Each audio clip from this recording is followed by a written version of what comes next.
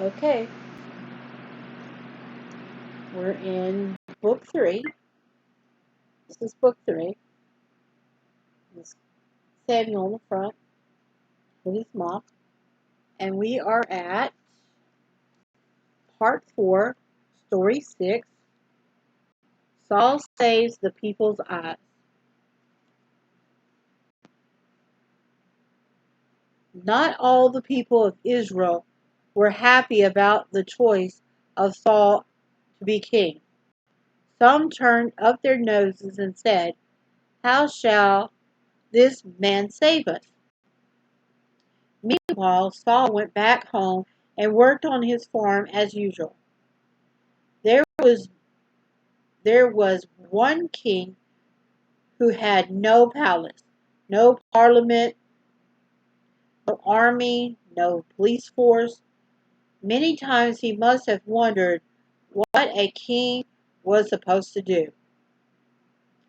Then one day he was driving a herd of cattle out of the field. News reached him that the Amorites had surrounded Jabesh Gilead, and threatened to put out the right eye of all the people of the city.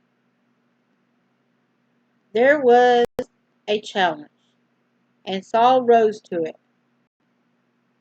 Now he knew what a king would do. Quickly he sent messengers throughout all Israel, called for volunteers to go with him to save the citizens of Jabesh Gilead from the cruel Amorites. There was a wonderful response. The people came as one man, 100, 300, and 3,000 of them, and they came quickly, all ready for battle. Saul's spirit, Saul's spirit rose, spirits rose at the sight of the mighty army, and he told the messengers from Jabesh Gilead to hurry home and say to their frightened friends, "Tomorrow by the time the sun is hot, ye shall have help." All that night the men of Israel marched, with Saul proudly leading them.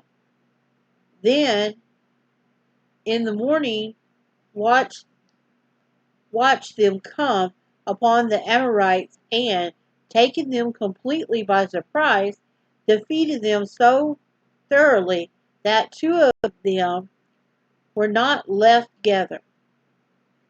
2 of them were not. In other words, not a man was alive. So Jabesh Gilead was delivered, and Saul saved the people's eyes.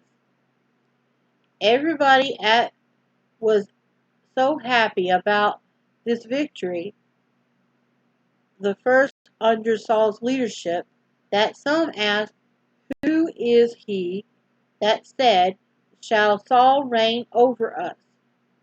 Bring the men, that we may put them to death." "No, no," said Saul, "there shall not be a man to not there shall not a man be put to death this day. For today the Lord hath wrought salvation on in Israel." Sometimes my tongue gets tied, and then here's a picture of them marching, or an illustration of them marching. My tongue does get tongue tied. Okay.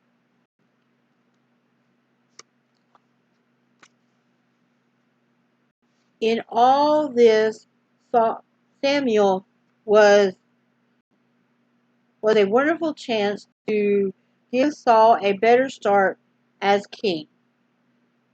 So he suggested that all the people make their way to Gilgal and renew the kingdom there. This they did, and tens of thousands of them answered Saul's call to save Jabesh Gilead, now moved to Gilgal, flushed with the spirit of victory. There, though they had chosen him to be king before, they made him king again amid great rejoicing.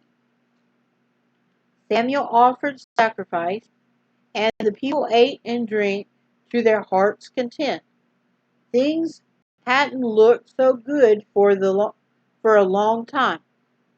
Behold the king whom ye had chosen, and whom ye have desired, he said to the vast assembly.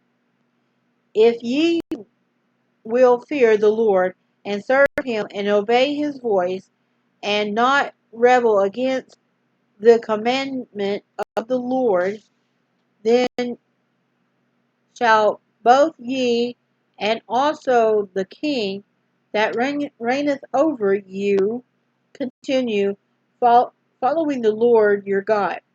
But if ye will not obey the voice of the Lord, pause, then shall the hand of the Lord be against you, as it was against your fathers. Earnestly he pleaded with them, turn not aside from following the Lord, but serve the Lord with all your heart. Pause. For the Lord will not forsake his people for his great name's sake, but because it hath pleased the Lord to make you his people. Pause. Only fear the Lord, and serve him in truth with all your heart. For consider how great things he hath done for you. At that moment, everybody wanted to do right and serve the Lord with all their hearts forever.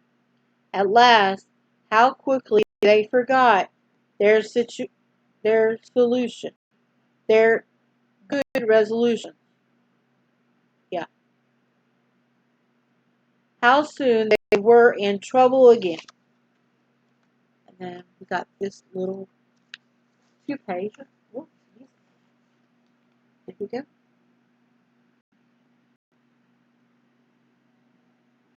And of course, Saul being the tall. He's taller than everybody else.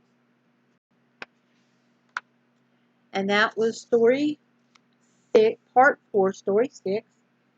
Now we're going to pause it again, and then I'm going to go and we'll go to the next